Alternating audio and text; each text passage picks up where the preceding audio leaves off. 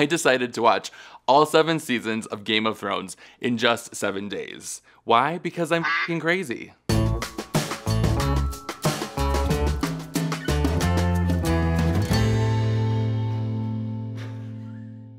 I love TV. I watch too much TV, probably. I love shows like Parks and Recreation, Brooklyn Nine-Nine, Queer Eye. Ugh, I love Queer Eye. You don't see Game of Thrones here, do you? Fantasy is usually not my jam. I know nothing about the show, but now we are on the cusp of the very last season of Game of Thrones. So let's just cut right to the chase. Game of Thrones, 7 days, 7 seasons. Here's how it went.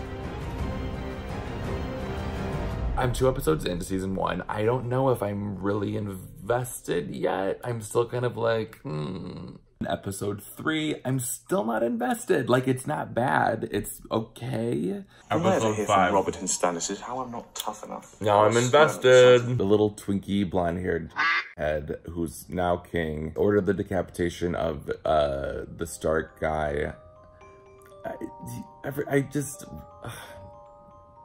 I don't know.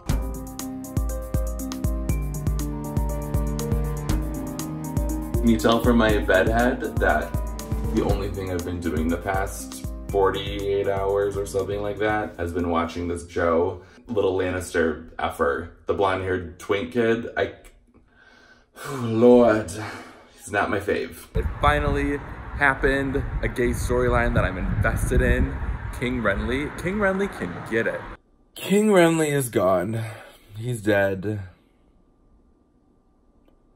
He was killed by the spirit that the redhead, like, birthed in the cave. And he's gone. I liked him. Okay, so I conquered the first 2 seasons. I feel like we need to have, like, a more formal debriefing session. So let's do that right now.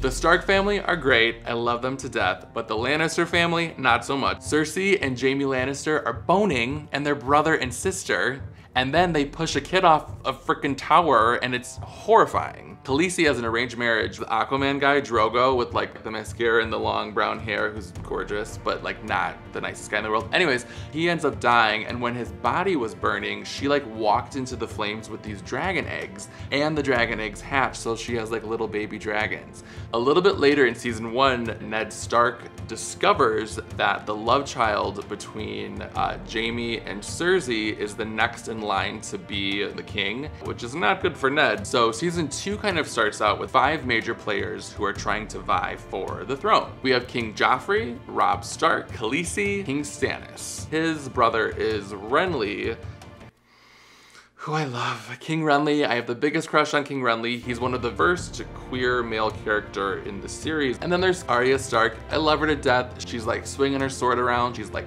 fighting bitches. Ugh, she's going places. Then there's Jon Snow, who's up at the wall. He's really cute, he's really hot. And then in the very last scene of season 2, there's this army of White Walkers starting to march south. They're creepy. And so the humans gotta watch out. I'm more and more invested. I like some of the characters more and more, but I just need to interact with other human beings, I think. The only people that I'm hanging out with is Ben and Jerry. Oh my God. Season 3, episode 9, AKA The Red Wedding. Literally for weeks, people were like, that red wedding, like, watch out for the red wedding episode. What a shit show. And so sad. So sad. I think literally everyone's dead. Is there a show? Like, is there another episode? I feel like everyone died in that episode.